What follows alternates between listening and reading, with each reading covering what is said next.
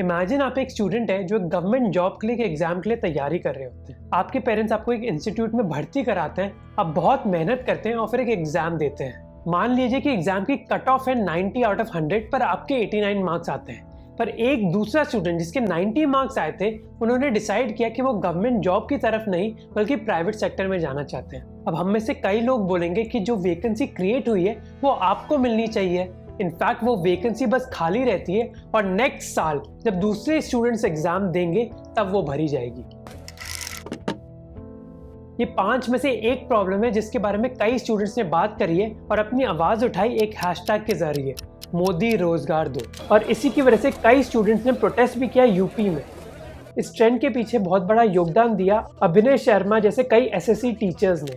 आज टीसीएस भी अगर कहीं एग्जाम लेने जाती है कैंपस सिलेक्शन के लिए तो सुबह प्री लेती है, शाम तक इंटरव्यू, रात तक तो वो ये निकाल देती है। चलो ठीक है, वो छोटे लेवल पे कर रही है, लेकिन आप अगर बड़े लेवल पे कर रहे हो, आप 15 दिन ले लो, 16 दिन ले लो, देश का चुनाव भी तो 1-1.5 महीने 2 महीने में खत्म हो जाता है। अब इस वीडियो में हम चर्चा करेंगे उन इश्यूज के बारे में जो स्टूडेंट्स ने उठाए हैं, पर एक ब्रॉड पर्सपेक्टिव भी लेंगे गवर्नमेंट जॉब्स का कि गवर्नमेंट जॉब की रिक्रूटमेंट में क्या क्या समस्याएं हैं। एसएससी एग्जाम के बारे में स्टूडेंट्स ने 5 इश्यूज उठाए हैं। स्टाफ सिलेक्शन कमीशन यानी कि एसएससी कई एग्जाम्स होल्ड करता है, जिसमें से एक एग्जाम है कंबाइंड ग्रेजुएट लेवल एग्जाम। अब पहला इशू जो स्टूडेंट्स ने उठाया है वो है एक्स्ट्रा एग्जाम का। ये एग्जाम 3 टीयर में होता है। अगर आप पहले टीयर के बाद क्वालिफाई करते हैं तो आप दूसरे टीयर में जाते हैं और दूसरे के बाद तीसरे में जाते हैं। पर इस रूल को बदल दिया था सीजीएल 2019 के लिए, जहां एसएससी ने कहा कि टीयर 2 और टीयर 3 के एग्जाम करीब कुछ दिन के बीच ही कराए जाएंगे। इसका मतलब है कि कई स्टूडेंट जो एक्चुअली टीयर 2 एग्जाम पास नहीं करेंगे, उन्होंने एक एक्स्ट्रा एग्जाम दिया। दूसरा इशू है मार्क्स नॉर्मलाइजेशन के बारे में। अब ये एग्जाम डिफरेंट दिन कराया जाता है और डिफरेंट दिन में डिफरेंट क्वेश्चन पेपर्स होते हैं, चीटिंग और पेपर लीक की पॉसिबिलिटी को मिनिमाइज करने के लिए। अब क्योंकि ये डिफरेंट पेपर्स हैं, हो सकता है कि इनकी डिफिकल्टीज भी डिफरेंट हो, इसीलिए एसएससी मार्क्स को नॉर्मलाइज करती है इन डिफरेंट पेपर्स में, ताकि सारे स्टूडेंट्स को एक ही स्केल में कंपेयर कर दिया जाए। अब स्टूडेंट्स का मानना है कि नवंबर 18 का जो टीयर 2 पेपर था वो नवंबर 15 और 16 के पेपर से ज़्यादा इजी था। इसी वजह से एसएससी ने उन स्टूडेंट्स के 80 to 100 पॉइंट्स कम कर दिए और दूसरे स्टूडेंट्स के करीब 30 to 80 पॉइंट बढ़ा दिए। अब नॉर्मलाइजेशन एक आम बात है, पर कई ऑनलाइन एजुकेटर्स और स्टूडेंट्स का मानना है कि इस बार नॉर्मलाइजेशन बहुत ही एक्सट्रीम थी। तो उसका कारण क्या है? तीसरा इशू है लैक ऑफ ट्रांसपेरेंसी। एसएससी ने ये नहीं बताया कि इस नॉर्मलाइजेशन के पीछे कारण क्या थे और ये क्यों इतनी एक्सट्रीम थी इस साल। इसके अलावा एसएससी ने स्टूडेंट्स के मार्क्स भी नहीं रिलीज करे, तो स्टूडेंट्स को अपने मार्क्स नहीं पता, बस उनको ये पता है कि क्या वो क्वालिफाई हुए हैं या नहीं हुए। अब ये स्टूडेंट्स के लिए और कंफ्यूजन क्रिएट कर देता है, क्योंकि उनको ये नहीं पता कि ये मार्क्स नॉर्मलाइजेशन की वजह से उनका क्वालिफिकेशन नहीं हुआ या फिर उन्होंने कुछ गलत किया। चौथा इशू है रॉन्ग क्वेश्चंस के बारे में।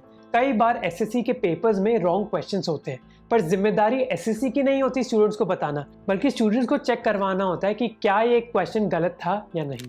और उसके बाद से अब लगातार क्या देखने को मिल रहा है कि 5-6 क्वेश्चन ये लोग गलत छाप देते हैं हर पेपर में। फिर ये क्या नोटिस निकालते हैं कि रिप्रेजेंटेशन मांगते हैं कि अगर आपको लगता है कोई क्वेश्चन का आंसर गलत है, कोई क्वेश्चन गलत है, तो बताइए, हमें पर क्वेश्चन 100 रुपये देना होगा।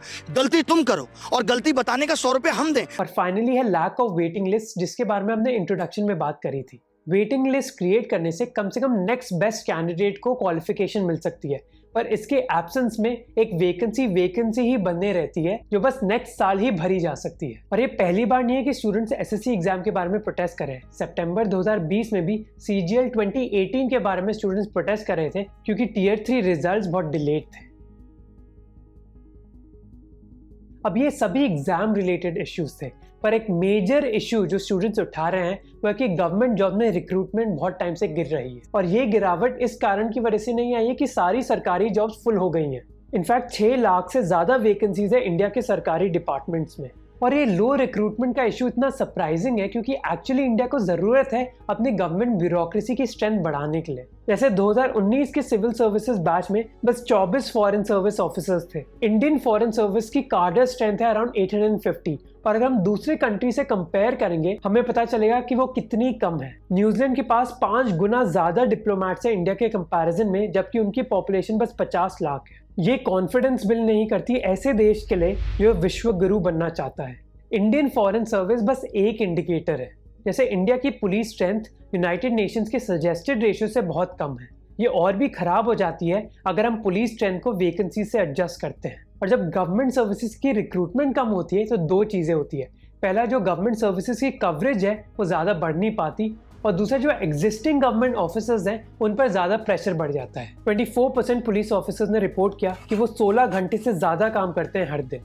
73% ने कहा कि उनका काम उनकी मेंटल और फिजिकल हेल्थ पर एक बुरा असर डाल रहा है, और 84% ने कहा कि उनके पास इतना टाइम नहीं होता अपनी फैमिलीज के साथ बिताने के लिए। इसीलिए इतना सरप्राइजिंग नहीं है कि पुलिस ब्रूटैलिटी इंडिया में बहुत कॉमन है। और ऐसा नहीं है कि हमारी सरकार इसके बारे में जानती नहीं है। होम मिनिस्टर अमित शाह ने इस पुलिस सिटीजन रेशियो को इम्प्रूव करने के बारे में बात करी है, और 2021 के बजट के हिसाब से 1 लाख से ज्यादा गवर्नमेंट जॉब्स क्रिएट करी जाएंगी मार्च 2019 और मार्च 2021 के बीच। पर यह मानना बहुत मुश्किल है कि इतनी ही जॉब्स क्रिएट होंगी, क्योंकि हिस्टोरिकली हम देख सकते हैं कि जितनी जॉब्स गवर्नमेंट बजट में प्रॉमिस करी जाती है उससे बहुत कम एक्चुअली क्रिएट होती हैं। तो हम ये समझ सकते हैं कि इंडिया को ज्यादा गवर्नमेंट वर्कर्स की जरूरत है, और वैकेंसीज भी है हमारी गवर्नमेंट में। तो क्या कारण है जिसकी वजह से ये वैकेंसीज भरी नहीं जा रही? पहला कारण है कि इसकी वजह से कुछ ऑफिसर्स की प्रमोशन टाइमलाइंस चेंज हो सकती हैं। एक पुलिस ऑफिसर ने एक इंटरव्यू में बताया कि अगर वो सडनली कई वैकेंसीज को फिल करने की कोशिश करेंगे तो ऑफिसर्स की प्रमोशन टाइमलाइन में बदलाव हो जाएगा, जो बहुत ही ऑड कारण है, क्योंकि क्लियरली वैकेंसीज फिल करना ज्यादा इंपॉर्टेंट होना चाहिए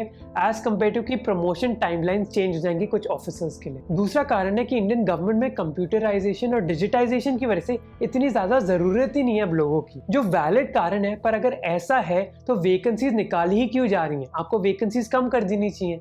तीसरा कारण है लैटरल एंट्री। मोदी सरकार ने एक अपॉर्चुनिटी दी है उन लोगों को जिनके पास प्राइवेट सेक्टर एक्सपर्टीज है कि वो सरकार की भी मदद कर सके, जो एक अच्छा मूव है, क्योंकि उन लोगों के पास ऐसा एक्सपीरियंस हो सकता है जो शायद IAS ऑफिसर्स के पास ना हो। पर अगर ऐसा है तो 6 लाख वैकेंसीज क्यों है हमारी सरकार में? वो वैकेंसीज तो कम हो जानी चाहिए। और लास्ट कारण है कि हमारी गवर्नमेंट में परमानेंट वर्कर्स की बजाय कॉन्ट्रैक्चुअल वर्कर्स की गिनती ज्यादा बढ़ रही है। जैसे 2013 और 17 के बीच जो कॉन्ट्रैक्ट जॉब्स हैं वो 18 से 23% तक बढ़ गई है।